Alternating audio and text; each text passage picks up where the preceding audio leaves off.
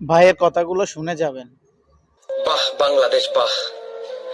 আজকে বড় লোক এই ধরনের ঘটনা ঘটাইছে তো কোনো বিচার হবে না দেখবেন।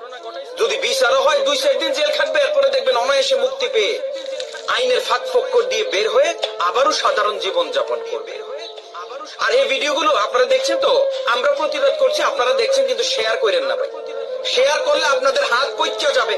আরে ভাই, এই ভিডিওটা একটা শেয়ার করলে ওই বাচ্চাটা ন্যায় বিচার পাবে। আপনাদের শেয়ার বাটন নোংরা হবে না। ওই বাচ্চাটার যে ঘাগুলো আছে, এই যে বড়লোক বিমানের এমডি যে ঘা ওই বাচ্চাটার গায়ে দিয়েছে, ওই ঘাগুলো শোকাবে। কত হৃদয় বিদারক ঘটনা। প্রশাসনের উদ্দেশ্যে বলতে চাই, এদেরকে ধরে আইনের আওতায় এনে কঠিন শাস্তির ব্যবস্থা করুন। এদেরকে শাস্তি দিলে অন্য পাপীরা এইসব কাজ করা থেকে বিরত থাকবে। আর ভিডিওটা সর্বোচ্চ শেয়ার করে দেবেন।